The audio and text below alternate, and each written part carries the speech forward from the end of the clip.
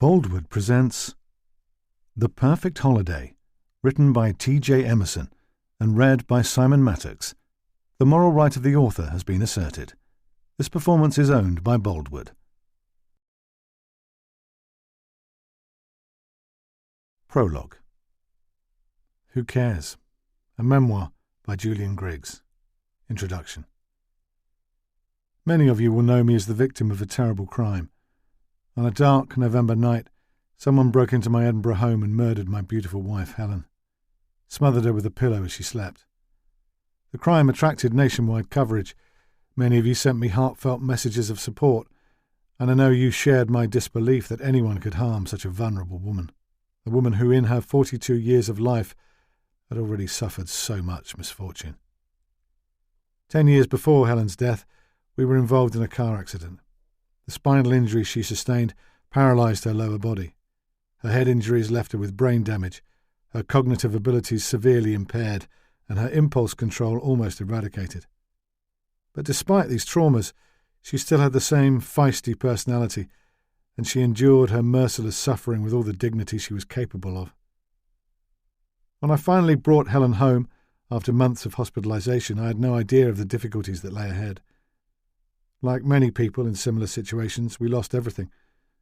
Our jobs, our home, our independence. Forced to live on benefits, we struggled through life. But, as I often pointed out to Helen, at least we had each other. Hard as it may be to believe, the accident made the bond between us stronger than ever.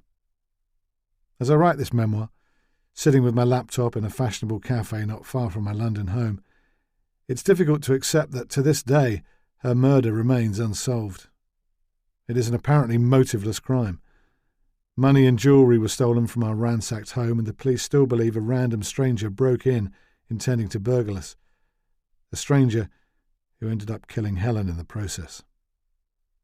Thoughts of this individual often keep me awake at night. I cannot help wondering what could have driven him or her to commit such a seemingly pointless act. In all honesty, I'm still amazed that despite a thorough investigation, the police have been unable to find any leads or produce a suspect. This lack of closure has left questions that may never be resolved. Who killed my wife? And why? After. Chapter 1. Julian Griggs woke at dawn. His bleary eyes took in the dark wooden beam in the ceiling above him and the rotating fan blades suspended from it. Turning his head, he saw a pair of green shutters, outlined by the golden glow of the Mallorcan sun. Olivia stirred beside him and snuggled her warm, solid body against his. "Happy birthday," he said. "What time is it?" she asked in her raspy voice. "About 6. "I'm not ready to be 54, she said. "Go back to sleep, little mouse." Little mouse because she said he rubbed his beard against his pillow when he slept, and the rustling sound reminded her of mice. He shut his eyes and dozed until his aching bladder forced him awake. Untangling himself from his wife, he clambered out of bed and padded across the cold terracotta tiles. On his way to the ensuite bathroom, he picked up Olivia's black caftan from the floor and draped it over the chair beside the wardrobe. He paused to inspect himself in the long, thin mirror on the wardrobe door. Not bad for a man of 49. Streaks of grey had colonised his dark brown hair, but, although it had thinned at the temples, he still had plenty on top. A neat grey goatee had replaced his once scruffy beard, and these days his dark brown eyes were no longer bloodshot and dull from lack of sleep. Almost 4 years had passed since Helen's death, and he'd worked on his appearance a lot in that time. His body had grown stronger and more muscular thanks to regular gym visits and the training he'd endured for his fundraising marathon last year. His stomach had developed a slight paunch since then. Julian pinched this excess flesh as he looked at himself in the mirror. With his height, he could carry a few extra pounds, but he didn't want to let himself go again. In the bathroom, he opened the small window set into the thick white wall behind the toilet and gazed out as he emptied himself in short, noisy spurts. Last night, they'd arrived from London in the dark, and he hadn't had a chance to enjoy the view from the villa.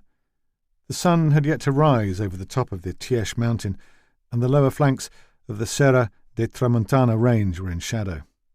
In the distance, he could see the terracotta-tiled rooftops of Daya village. Beautiful. The air he drew into his lungs was cool, but the blue Mallorcan sky promised a hot day to come. He spotted a large bird circling high overhead, wings outspread. The slow majesty with which it rode the currents identified it as a bird of prey. A hawk, he thought, or an eagle.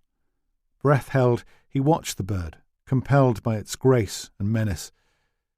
When he returned to the bedroom, he found Olivia lying on her back, a pale, freckled calf sticking out from beneath the sheet. Standing beside the bed, he had the unsettling notion he might still be asleep.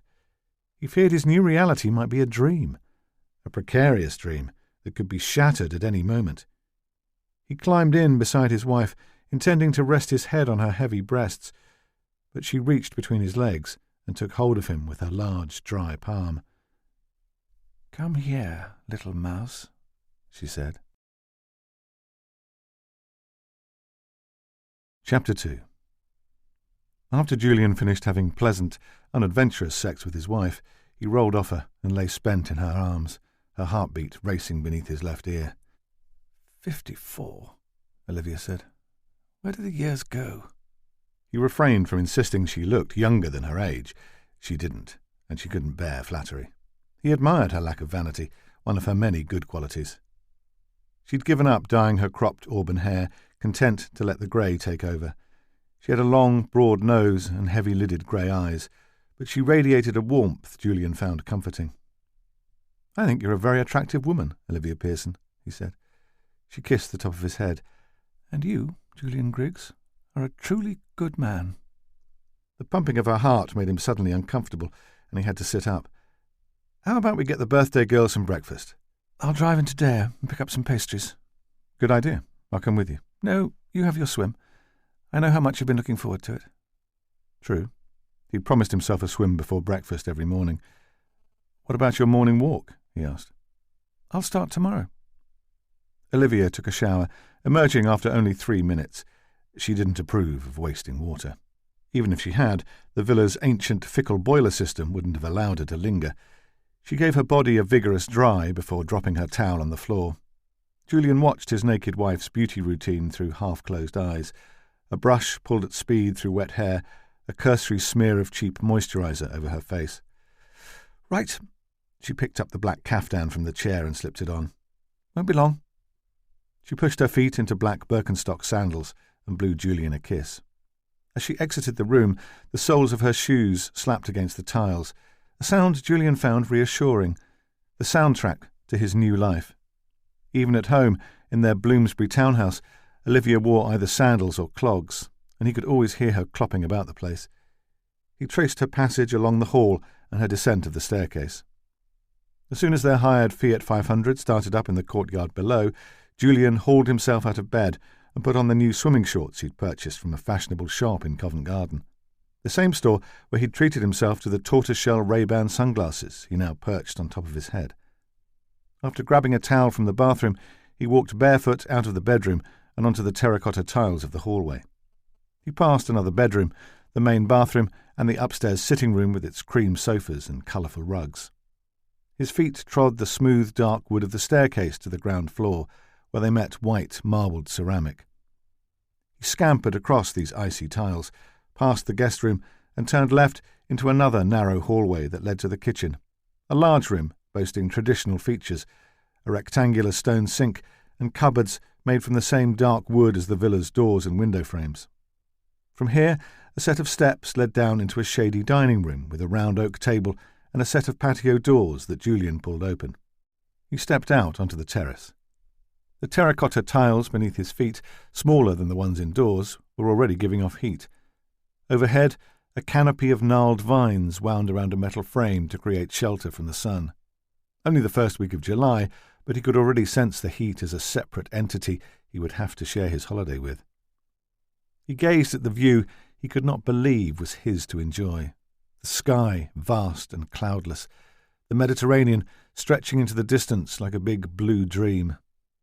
At a recent drinks party held by one of Olivia's London friends, Julian had overheard his wife saying, "We'll be in Mallorca this summer. We have a villa there. we. Blue ceramic pots filled with succulents and herbs decorated the edges of the tiled terrace. Julian stepped beyond the hardy plants onto a strip of yellow grass bordered by geraniums and Mediterranean daisies. With the dry blades scratching the soles of his feet, he walked to where 2 lemon trees formed a low canopy over a set of rocky steps. He stopped to touch the waxy, puckered skin of a ripe lemon, dazzled by its actual growing presence. He climbed down the steps that led to the pool terrace, pausing on the 3rd step from the bottom to brush away a stray pebble that had lodged in the ball of his right foot. Bougainvillea, luscious and pink, surrounded him. It smothered the long wall that ran along one side of the pool terrace. Through a gap in the blooms he could see 4 wooden sun loungers with navy cushions, and nearby a round wrought-iron table and 4 matching chairs. When he stepped out onto the terrace, the villa's 20-metre pool greeted him, a burst of breeze rippling the pale green water. 2 dragonflies chased each other across it, fighting or flirting, he couldn't tell which. He laid his towel over the back of one of the wrought-iron chairs and looked out to sea. At the edge of the terrace, the land descended in a series of further scrubby terraces, populated by olive and carob trees. Somewhere down there lay a trail that joined up with a nearby coastal path that ran from Dea to Soria. Olivia liked to walk part of the trail as her pre-breakfast exercise, and they'd agreed to take a few longer hikes along the coastal path together when the weather wasn't too hot. As he sauntered around to the deep end of the pool, he noted that part of the nearby rockery had collapsed. Grey and yellow rocks had tumbled onto the flagstones. Maybe they should get someone from Casa Feliz, the property management agency in Palma, to come and fix it. Shaded by a cluster of tall Aleppo pines, Julian stood and swung his arms back and forth for a moment before diving into the pool. The icy water made his breath catch in his chest. He surfaced with a gasp and seconds later let out an exhilarated howl. His height allowed him to stand at the deep end with his head well above the water, and he bounced up and down, letting himself adjust to the temperature before pushing off from the side and settling into a rhythmical breaststroke. Kick, pull, breathe. Kick, pull, breathe. His limbs loose and free, his body weightless in the water. In less than 3 weeks he would turn 50, but he felt fitter than ever. Now he led a less stressful life. He no longer even needed his blood pressure medication. He swam 15 lengths before taking a break. Clinging to the side of the pool, he gazed up at the traditional Mallorcan villa that had once belonged to his wife's parents and now belonged to her. Villa Soledad. He admired the thick walls clad with pink and honey-coloured stones from the nearby mountains, the paned windows with their green shutters and the sloping terracotta roof. A dream property, he thought with a smile. "Darling," Olivia's voice drifted down from the villa. "I'm back." Jesus! He ducked his head as a huge insect darted at him. It had the body shape of a wasp, the black-blue hide of a beetle, and it emitted a heavy drone that made it sound twice as large. He had to swat it away 3 times before it lost interest. "Julian!" He hauled himself out of the water. "Coming!" Chapter 3. In Sickness and in Health. At the end of each writing day, as I walked the short distance from my favourite cafe to the townhouse in Bloomsbury, where I now reside, I am painfully aware that my new, privileged existence is a far cry from the difficult life Helen and I were forced into after the accident. We started married life with such high hopes, and at times it is hard to accept the hand fate dealt us. At least life had prepared me for our trying circumstances. From the age of 8, I cared for my father, who had to give up his army career after he was diagnosed with multiple sclerosis. He'd served as a drill sergeant at the Shorncliffe Army Camp in Folkestone, and we remained in the seaside town after his discharge. Many of you may wonder how I coped with such responsibility at such a young age, but life as a carer was all I knew. As a sensitive child who loved books, I dreamt of one day studying English literature at university, but my dad's poor health disrupted my education. Hard as it may be to believe, I've never resented him for that. How could I? Sometimes he would go through a good spell, leaving me free to attend school every day, but often, when his vision and mobility failed him, he needed me home for weeks at a time. Life is hard enough for child carers nowadays, even with the increased awareness and support services. Back then, I just had to get on with it. My caring duties are cause for pity from my teachers and ridicule from my classmates. I left school at 16 with 4 O-levels and had to get part-time work to supplement Dad's benefits and army pension. I found employment at the Imperial Hotel on Folkestone Leas, starting as a dishwasher. My father, a strict disciplinarian with traditional values, had instilled in me the importance of hard work, and it didn't take me long to make my way up from dishwasher to receptionist. I was 34 when my father died. I was relieved the terrible suffering had ended, but I was also a little lost. Caring for him had been the focus of my life for so long. Soon after his death, I met Helen. She was attending a wedding reception at the Imperial, and I knew instantly that this strong, capable woman was the one for me. Like me, she had no family. She'd lost her mother to breast cancer a year before we met, and her estranged father to a heart attack long before that. We married 6 months after that first meeting. A simple, no-fuss ceremony at Folkestone Town Hall. We exchanged the standard vows, minus obey, of course. When we promised to love each other in sickness and in health, neither of us could have imagined how binding that vow would turn out to be. Not long after our wedding, we moved to Edinburgh, where Helen had secured a job as marketing manager for Haim, a homeless charity. I soon found work in a second-hand bookshop near the University of Edinburgh. It didn't pay much, but I had no issues with my talented wife being the main earner, and was happy to support her career in any way I could. I also signed up for an access course at the university, in the hope of doing an English literature degree there, and we decided to wait a few years before starting a family. With a small inheritance from her mother, Helen was able to put a deposit on a flat in the Bruntsfield area of the city. A beautiful property, with high corniced ceilings, large light windows and stripped wooden floors. You can imagine the pain I felt at having to sell it after the accident. I hung on for as long as I could, but with me caring for Helen full-time and no income, I had little choice. The council provided us with a bungalow on Shawfair Street, in the Fountain Bridge area of the city. At times I found myself feeling isolated. In the immediate aftermath of Helen's accident, friends and former colleagues helped us as much as they could, but as time passed, they drifted away. Some moved to other cities, some started families, some simply couldn't cope with Helen's complex needs. I must confess I didn't always find my caring duties easy. Every morning and evening, agency carers would come for an hour to help me get Helen in and out of bed and to shower her, but everything else I had to do myself. Yet no matter how hard things got, my wife kept me going. Her needs always came first. I abandoned my university access course and my dreams of studying, but what did that matter? In comparison to Helen's suffering, my former aspirations appeared trivial. At least my wife was alive, I kept telling myself. At least we were still together. As I'm sure many of you will understand, it was impossible for me to imagine life without her. Chapter 4. After Julian had showered and changed into a pair of shorts and a t-shirt, he and Olivia prepared breakfast together, accompanied by hits of the 80s coming from an old transistor radio on the kitchen worktop. Olivia sang along to Duran Duran's Rio in her gravelly voice. She sounded as if she still smoked 20 cigarettes a day, a habit she'd given up years ago. "These Spanish stations are quite something," Julian said. "Aren't they just?" Olivia's fleshy arm forced half an orange onto a glass juicer and twisted it, releasing a citrusy tang that mingled with the scent of the coffee percolating in the espresso pot. The gas hob the pot sat on belonged to an old freestanding cooker in dire need of updating. Julian suspected the fridge freezer that hummed and shuddered next to it wouldn't last much longer. He loved the quirkiness of it all, the deliberate effort Olivia said her parents had made to keep the place basic. They'd purchased it when Olivia was 5 years old, as a retreat from their busy, outwardly respectable lives. According to Olivia, her father had also used it as a place to get away with his numerous mistresses. The faded photograph hanging next to the fridge showed Mrs. Pearson on her knees in the villa's garden, trowel in hand and a wide-brimmed straw hat flopping over her long hair.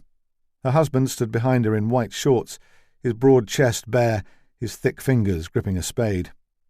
The multi-millionaire commercial property heir and his equally wealthy upper-class wife. Julian often wondered what they'd have made of him had they been alive. Olivia bustled past and retrieved a glass jug from the wooden dresser. "Can you get the yogurt out?" "Si, signorita." "Signora." "Si, signora." Olivia smiled. "We'll make a local of you yet." He fetched the yogurt from the fridge and chose a small blue bowl from the dresser to put it in. "Not that one," Olivia said. "That's for olives." "Oh, right, sorry." He followed her instructions and selected a yellow bowl instead. At least he could get to know the villa properly during this visit. Last Easter, after they'd married in a low-key civil ceremony at Tavistock House in Bloomsbury, they'd come to the villa for a 4-night honeymoon. Olivia had, by her own admission, neglected the place in recent years. After her divorce from Lars, her second husband, she'd found the place riddled with painful memories of him. All that had changed now, she'd assured Julian. They would create fresh memories together, happy ones. He told her about the rockery down at the pool. "I thought Casa Feliz might be able to send someone to fix it. A gardener, maybe." "Good plan. I'll be giving them a ring this week anyway. See if we can sort out a regular cleaner while we're here." Julian placed the bowl of yogurt on the large wooden tray Olivia had laid out, next to the jug of orange juice and the plate of pastries. "Nearly there," Olivia said, hacking the head off a strawberry. As he waited for her to finish, he browsed the photographs cluttering the walls. Polaroids of Olivia and her elder brother Charles playing in the villa's garden. Charles was now a successful property developer in Hong Kong. Julian had only met him once at his son Daniel's wedding in Canterbury last Christmas. He'd found Charles pleasant but aloof and could see why Olivia didn't feel close to her sibling.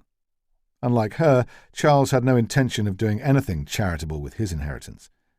Olivia did, however, love her nephews, Daniel and Alex, and many of the photographs showed her with them at various ages. Others captured her with their numerous godchildren. They had names like Max and Sienna and Lawrence, and Julian couldn't keep track of them all. Olivia's first marriage, to a wealthy investment banker called William, had ended after she'd discovered she couldn't have children, a misfortune she spoke of with her usual stoicism and no trace of bitterness. Lars, 10 years her junior, had assured her he didn't want children. After 6 years of marriage, he'd left her and procreated with a woman 10 years younger than him. "All done." Olivia placed the strawberries on the tray and lifted it up. Julian picked up the coffee pot and followed her through the dining room and onto the terrace, where she placed the tray on the long white table set with yellow plates and bowls and white coffee cups. She liked to set a proper table. He poured them both a strong coffee and savoured his first fortifying sip. They helped themselves to strawberries and yogurt and ate sitting side by side in comfortable silence, absorbing the view. Soledad, the name of the villa, was the Spanish word for solitude. They were far enough from the winding mountain road to protect them from traffic noise, and they had no neighbours close enough to disturb them. The nearest villa jutted out from the cliff some way below, and the tall cypress trees that bordered it ensured both properties maintained their privacy. These ensaimadas are incredible," Julian said, when Olivia urged him to have one of the soft, round pastries. "Greasy and light at the same time." "I know." Olivia dabbed icing sugar from her chin with her napkin. "Let's have them every day." Olivia laughed. "Why not? We're on holiday. We can do what we bloody well like." After they'd finished eating and had cleared away, they returned to the terrace with a fresh pot of coffee and their mobile phones.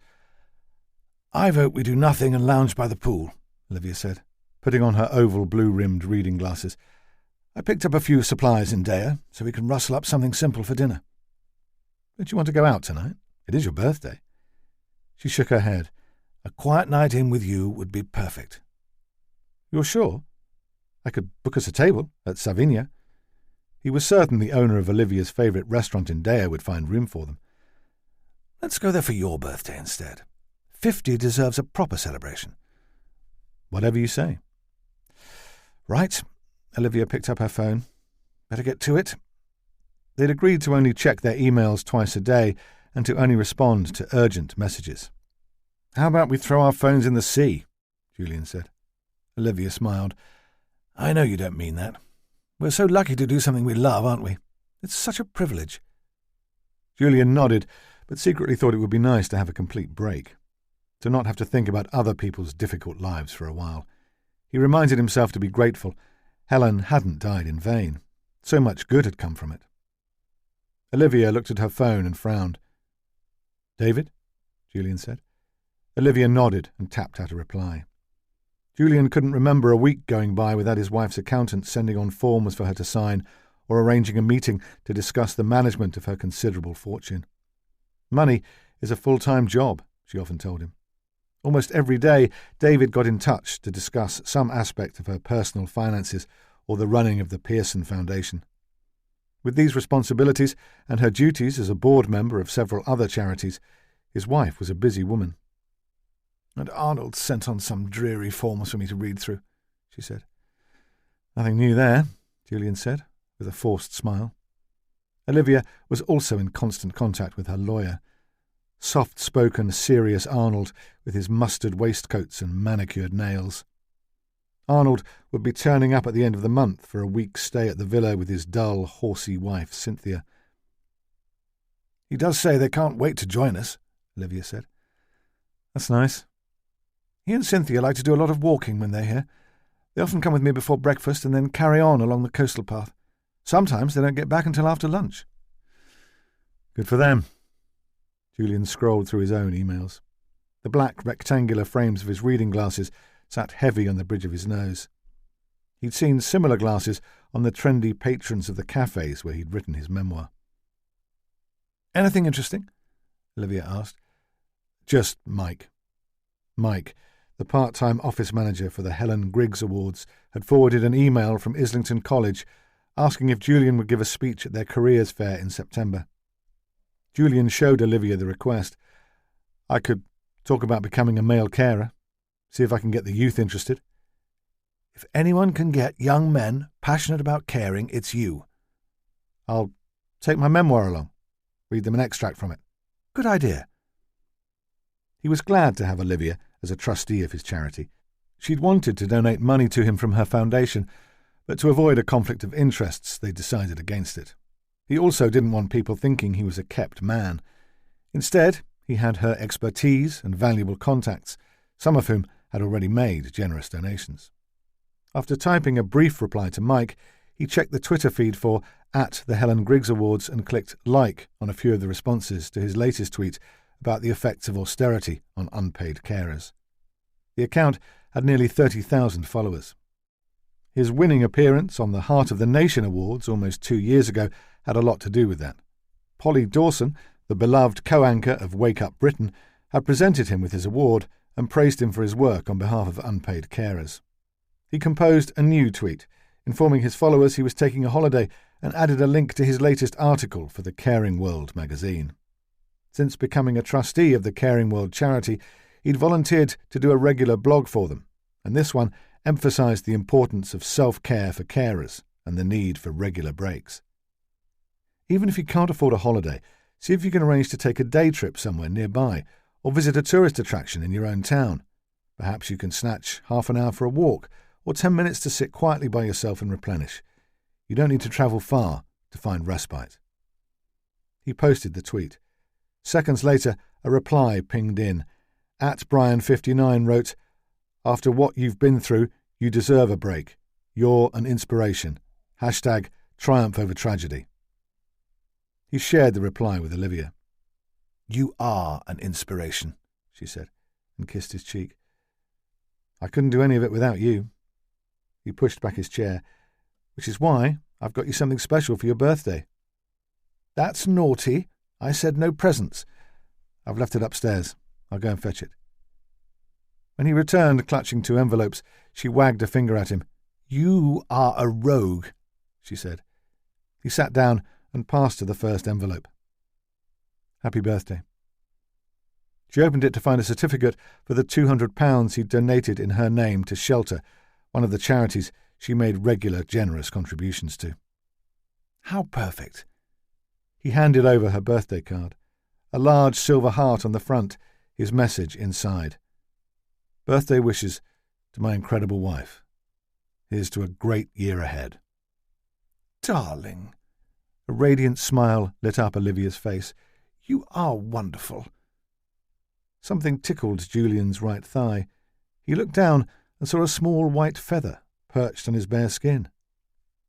"Someone's got a guardian angel," Olivia said. "Really?"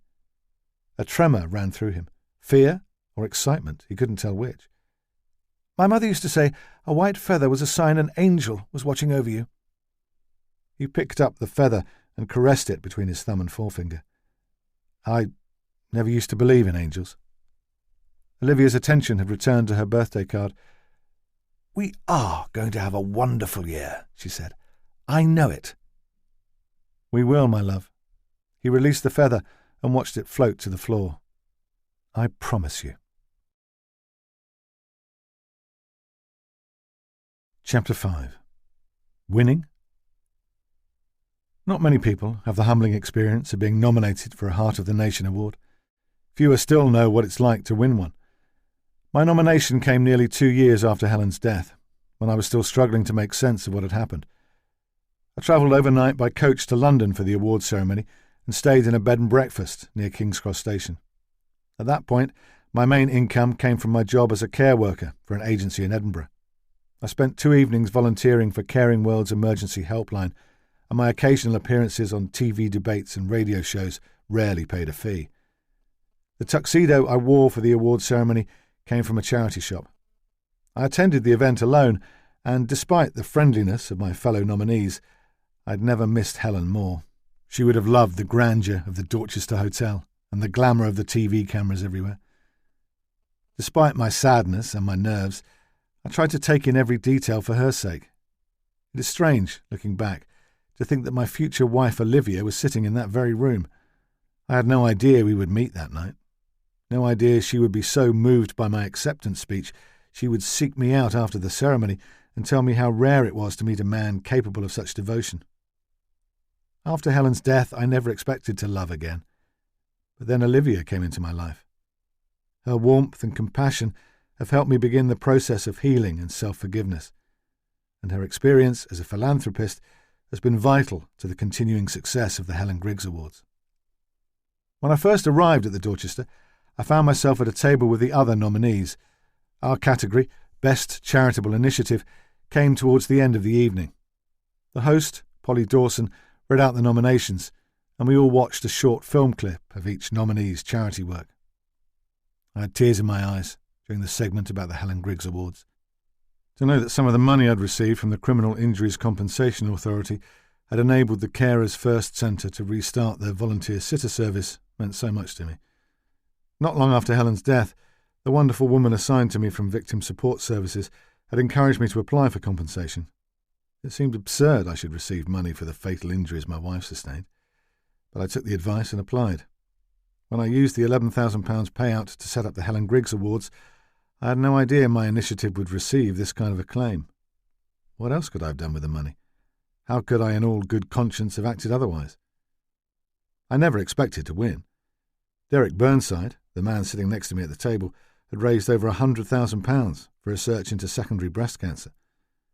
My recent sponsored walk of the West Highland Way had raised nothing like that. But, as Polly pointed out before announcing my name, this award goes to a man who has triumphed over tragedy, a man who fought evil with good. Derek and the other nominees cheered and shook my hand when Polly declared me the winner. We were all winners, as far as I was concerned, and I felt uncomfortable at being singled out. The table wasn't far from the stage, but the walk towards it felt like the longest trek of my life. My legs were trembling as I climbed the stairs towards Polly. How could I ever speak to all the people sitting before me, as well as the millions of viewers at home?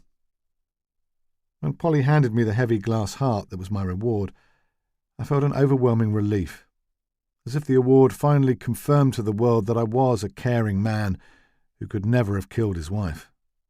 While no one had ever accused me directly of the crime, I'd had to endure questioning from the police, as well as several spurious news articles that hinted I might not be as innocent as I appeared. Yet, I knew I'd always done my best for Helen, and had only ever wanted to alleviate her suffering. I also had a solid alibi for the night of the murder. My acceptance speech received a standing ovation. The applause was so loud, the lights so bright. All eyes were on me. Attention I'd never sought and didn't feel I deserved. I couldn't help thinking about Helen's killer. The man or woman who'd evaded detection could be watching me on television at that very moment. I must confess, for a split second, I thought about running away. Chapter 6. On the third day of the holiday, a Tuesday, Julian and Olivia left the villa after breakfast to visit the nearby market town of Sorie. They drove along precipitous mountain roads, Olivia guiding the white Fiat 500 around the punishing bends. "Sorry, I can't help with the driving," he said. "Don't be silly." Olivia understood his reluctance to drive, his nervousness behind the wheel. He gave her thigh an affectionate rub through her grey linen smock. "I practically learned to drive on these roads." Olivia turned up the air conditioning. 26 degrees outside already, 30 degrees by noon, according to the weather report. "Nice shirt," Olivia said. "Goes well with the beige chinos. Is it new?" "Yes." He'd purchased the short-sleeved shirt, red roses on a navy background, from the Paul Smith store in Covent Garden. "Found it in a second-hand shop in Notting Hill." He didn't know why he'd lied. Olivia never begrudged him anything, even though she considered designer clothing a waste of good money. He'd paid for the shirt himself out of the manager's salary given to him by the Helen Griggs Awards. Only £22,000 a year, but it provided some independent income. Olivia's money paid for almost everything they owned and spent. He would have liked to put a small amount aside each month into a savings account, but Olivia had persuaded him to pay into a private pension. As a small rebellion, he'd accepted the offer of a credit card from his bank without her knowledge. Olivia had the luxury of boycotting credit cards and their obscene interest rates, but his card only had a low limit, and he told himself it was only for emergencies. The car in front braked suddenly as it approached a bend. Olivia beeped her horn. "Bloody tourists!" She gestured to the line of cars snaking ahead at slow speed. "There's far too many of them. The whole industry is run by the mafia, that's the problem." "Really?" "Not like it used to be, but there's precious little the mafia aren't involved with on this island." Olivia pushed her oversized cat-eye sunglasses further up the bridge of her nose. "And the police here aren't renowned for their efficiency. Daddy always said they were riddled with corruption." The view soon opened out to reveal a valley surrounded by grey-green hills. The town of Sorie sprawled across its centre. On the dusty valley floor they drove past groves of lemon and orange trees and soon met the town's unattractive outskirts. Supermarkets, garages, a huge gelato factory. A left turn near the Botanic Gardens took them to the narrow, labyrinthine streets of the old town. "Beautiful," Julian said, admiring the historic townhouses in ochre, pink and orange. "Isn't it?" Olivia turned right into a side street. "A touch provincial, but I adore it." They parked, and Julian stepped out of the car. A welcome gust of wind greeted him. He took his white Panama hat from the back seat and put it on. Olivia rummaged in the boot and emerged with her floppy, wide-brimmed straw hat and a sturdy woven shopping bag. "Right," she said. "To market." They started in the small square by the train station. 2 lines of stalls stood beneath the towering plane trees, one side selling summer holiday attire, the other fruit and vegetables. Olivia steered him to a nearby grocery stall displaying boxes of plump red cherries and the island's ever-abundant oranges, hefty courgettes and giant gleaming peppers. A young man in jeans and a vest top came to serve them. "Hola," said Julian. Before coming away, he'd spent 10 minutes a day practicing basic Spanish phrases with a language app. "Hello," the man said, in accented English. "How are you?" This had happened to Julian in the bakery in Daya yesterday. What was it about his pronunciation that gave him away? "Hola," Olivia said, and the man launched into a rapid stream of Spanish. Julian gave up and let Olivia order and pay. She handed him the shopping basket, and he piled the bulging brown paper bags into it. As he followed his wife past stalls selling kitchen items carved from olive wood, the heavy basket, embroidered with pink and red butterflies, smacked against his legs. They arrived at the main square, the Plaza de la Constitución. Tourists and locals packed out the cafes. Squealing children chased each other around the pink granite fountain. Julian and Olivia browsed the stalls in front of the town hall, purchasing several different varieties of olives before moving on to a busy cheese stall. In the queue, a group of elderly Spanish women gave Julian's basket a disparaging look. When Olivia passed him one wax-paper parcel of cheese after another and instructed him how to pack them, one of the women muttered something in Spanish, and the others stared at Julian and smirked. He dismissed their mockery. Such women wouldn't be used to an enlightened man like him, a man happy for his wife to take charge now and again. Shopping done, he hauled the cumbersome basket back to the car, while Olivia went in search of an empty table at one of the busy cafes in the square. He packed the perishables into the cool box in the Fiat's boot and hurried back to his wife, the navy deck shoes she'd bought him for the holiday rubbing at his heels. He found her beneath the awning of one of the cafes. He sank into a chair, glad of the shade. Olivia poured him a glass of the sparkling water she'd ordered. Julian took a welcome gulp. "You need to drink a lot in this heat," she said. "You mustn't forget." An attractive, dark-eyed waitress arrived with their order. "Dos cafés con leche," she said. The top 3 buttons of her white shirt were undone, and as she leaned over to place Julian's coffee in front of him, he couldn't help glancing at the exposed dip of her cleavage.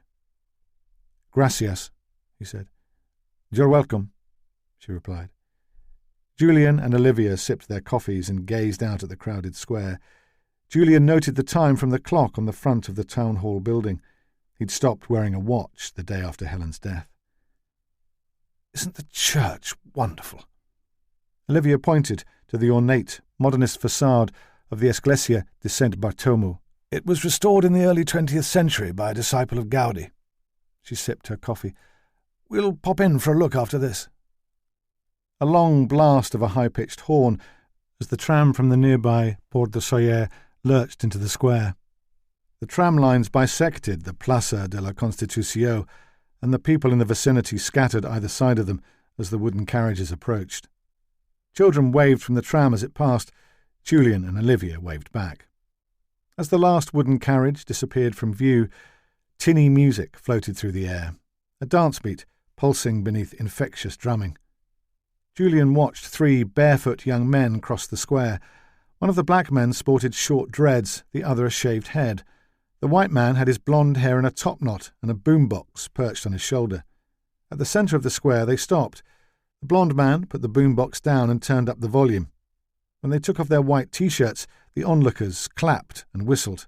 "Capoeira," Olivia said. "I saw a lot of this when I was travelling in Brazil." Julian nodded, his eyes fixed on the men in their white drawstring trousers. They were muscular but not bulky, their neat waists making a perfect V with their strong shoulders. They beckoned their audience closer, encouraging them to clap along in time to the drums. "It's a martial art, disguised as a dance," Olivia said. "It's very clever." The men embarked on a series of complex moves, spinning kicks and low squats, handstands, forward and backward flips, and finally a series of spectacular somersaults that had the crowd cheering. Olivia let out a loud wolf whistle as the performance ended. "Amazing," she said.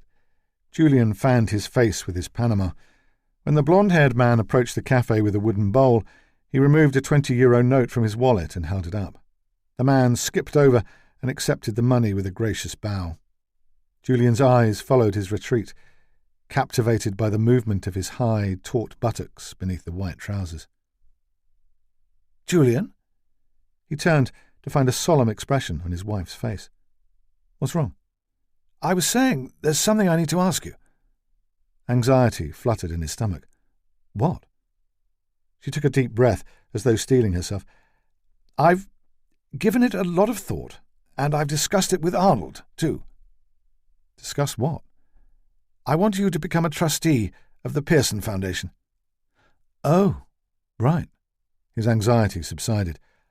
"Wow, we'd really value your input." "Arnold said that?" Julian had always thought Arnold held him in low regard. Before marrying Olivia, Julian had signed a prenuptial agreement drawn up by the lawyer.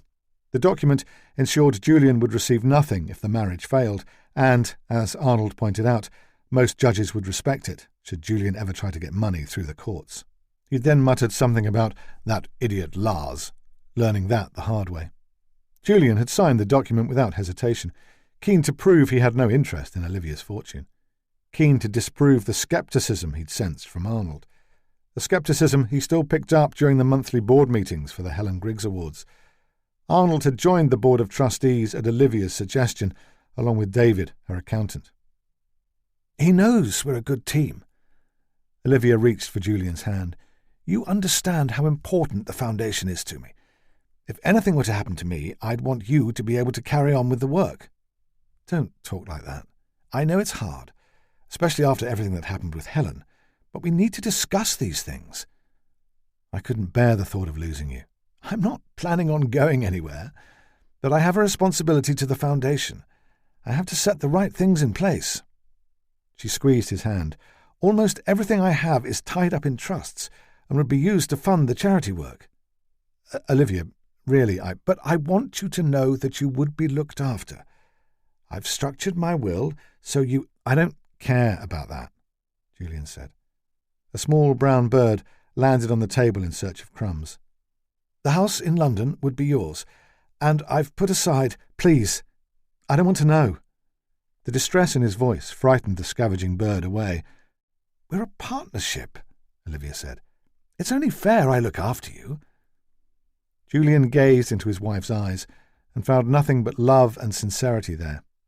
All his life he had taken care of others, and now he had someone to take care of him. Surely he would not be here now with this good woman if he hadn't made the right choices. He must deserve his luck. "We'll look after each other," he said. "The money's not even really mine. I didn't make it. I see myself as its guardian, and I know you can help me do that job better." He raised her hand to his lips and kissed it. "We'll spend the rest of our lives doing great things together. I'm sure of it." On their way back to the car, they stopped in at the church. "You'll find little hints of the Gothic in here," Olivia said, pushing open the heavy wooden door, "but it's mostly a Baroque affair." Julian nodded, as though well acquainted with eras of European architecture. As soon as he stepped into the church's cool, gloomy interior and removed his sunglasses, he could see his wife was right. It was impressive. The high vaulted ceiling painted ochre and terracotta, the supporting ribs decorated with gilded fleur-de-lis, the kaleidoscopic rose window above the main entrance, and the stained glass windows set into both sides of the building. Sombre paintings of biblical scenes hung on the walls. The display in the sanctuary behind the altar gleamed with gold leaf. He took off his Panama. There's so much gold everywhere. He found the effect both gaudy and earnest. Tremendous, isn't it? No one does a Catholic church quite like the Spanish. A short, wide woman in a black shirt wandered over and gave Julian an information leaflet written in English. "Thank you," he said. When she offered Olivia a leaflet, the two of them started a conversation in Spanish. Julian wandered off to look at the chapels on the right-hand side of the nave.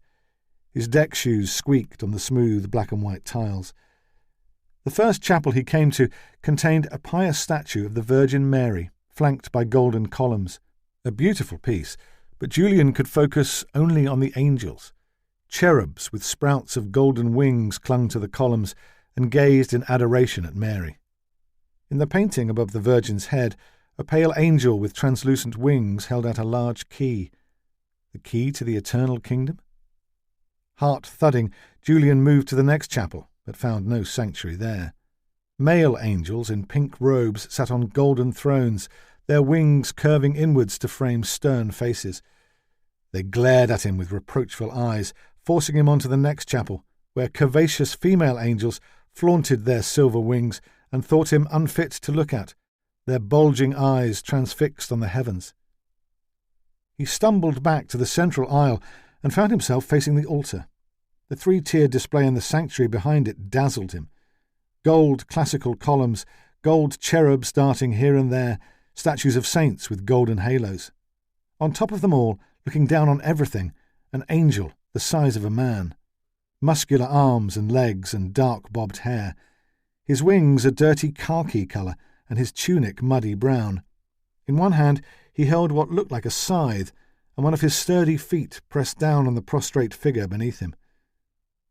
Julian stepped closer. He couldn't tell if the figure beneath the angel was male or female. Blood covered the naked torso, and the figure held one arm aloft as though begging for mercy. Its withered legs were wrapped one around the other, a twist of mangled limbs, its feet facing in opposite directions. "Gabriel," a voice said next to him. Julian clutched his chest. "Are you all right, darling?" Olivia stood by his side, looking at him with concern. "Fine." He smoothed down his shirt. "Did I frighten you?" "I'm fine." "He is frightful." Olivia pointing up at the angel. "Gabriel, slaying a demon. He doesn't look very angelic, does he?" "No." Something hot and frantic gathered in Julian's throat. Olivia strolled away to inspect the altar. Julian swallowed the hot, frantic thing. "Gabriel," he said. The word sounded like an incantation, and he did not repeat it. Chapter 7. Regret.